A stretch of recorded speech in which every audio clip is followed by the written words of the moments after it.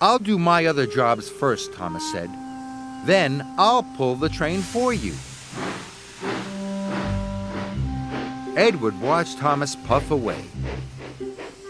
He wasn't sure if it was right to let Thomas do his job. Edward felt very worried.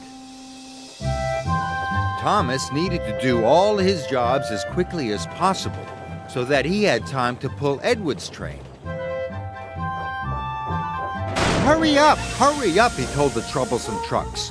What for? What for? They snapped. For Edward, puffed Thomas, and he biffed them crossly.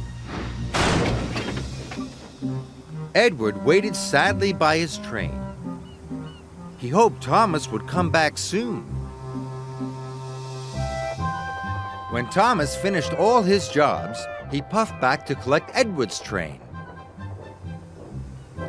Edward was very pleased to see him. "Don't worry, Edward," puffed Thomas. "I'll have your job done in no time. You go back to Tidmouth and I'll meet you there later." "Thank you, Thomas," wheezed Edward. And Thomas pulled away with a long line of freight cars. Thomas was tired. He had been working all day, and Edward's train was very heavy. But he was determined not to let Edward down.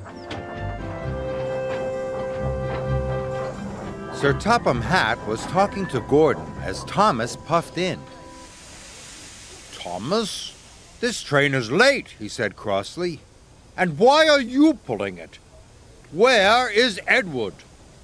Thomas didn't want to get Edward into trouble. He had to think of an excuse. Edward took on the wrong sort of coal, sir." "The wrong sort of coal?" boomed Sir Topham Hatt. "What nonsense, Thomas! I'll find out what Edward has to say about this later." Sir Topham Hatt was very cross. He gave Thomas another job to do. "Yes, sir," said Thomas. Gordon steamed through the countryside. And then he found Edward having a rest.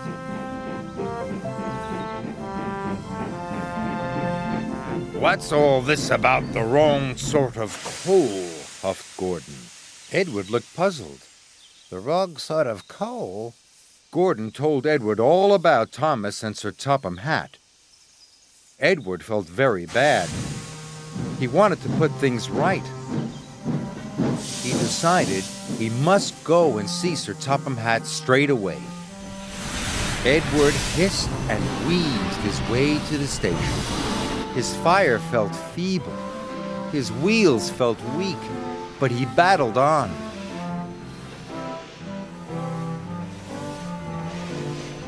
At last, Edward puffed into the station. He found Sir Topham Hatt.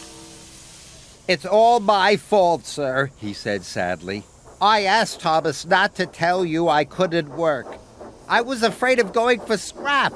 I'm very sorry. I should have talked to you this morning." "You should always tell me if you have a problem," said Sir Topham Hatt. "You are a loyal, hard-working, and really useful engine. I will send you to the fitter's yard straight away. You'll soon be as good as new." Edward was very relieved, and Thomas was very tired from his extra work, but they both agreed, even when it's hard, it's always best to tell the truth.